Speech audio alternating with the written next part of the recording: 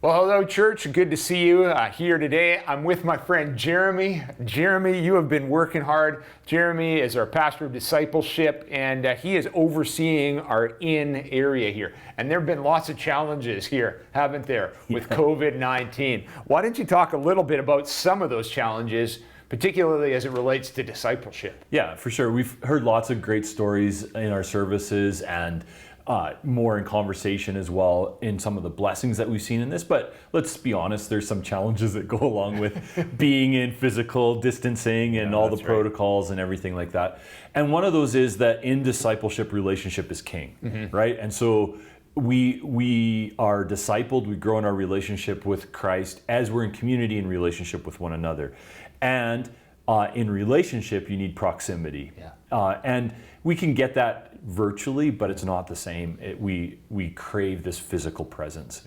And we just haven't been able to do that with physical distancing, or it's been much more challenging to do with physical distancing. So that's sort of the big challenge, the big problem that we're working with right now. Yeah, and so some people, I mean, they're really anxious to get back into contact, and everybody, I think, wants to have this relationship, but there's some people that are still afraid about this as well. So how did you think we were going to address that? Maybe let's start there. Yeah, for sure. So in terms of how we were going to come back to things, so when we first went when we shut down in-person services, it was a few weeks before Easter, actually, right? Like about a month before Easter, and we were planning to be in the exhibition center for Easter.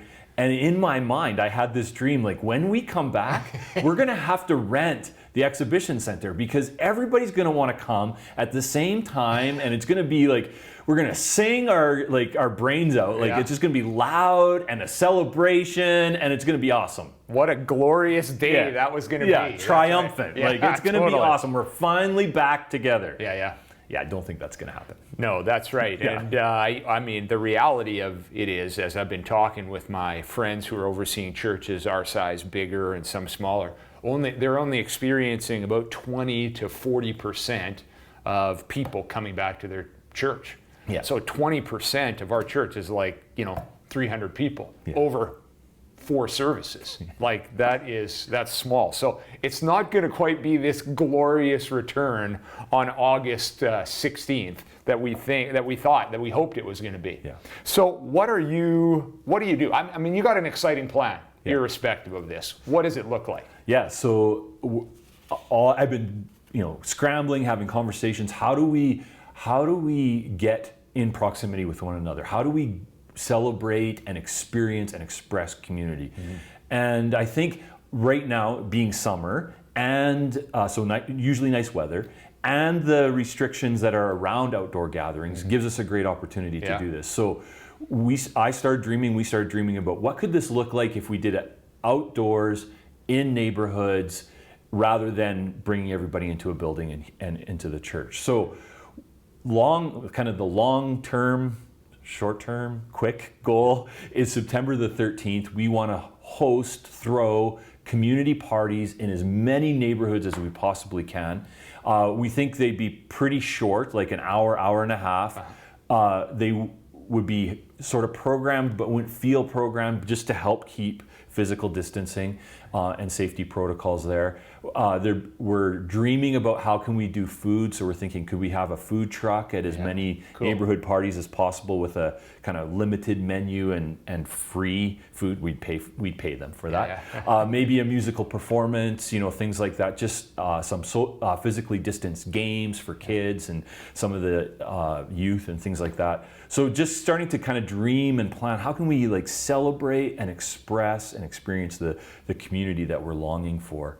And we think this is the way forward. So that's our plan. That's cool. And so this would be like our normal, say, kickoff weekend, and this would be like an entire weekend, September 11th, 12th, 13th, that sort of thing.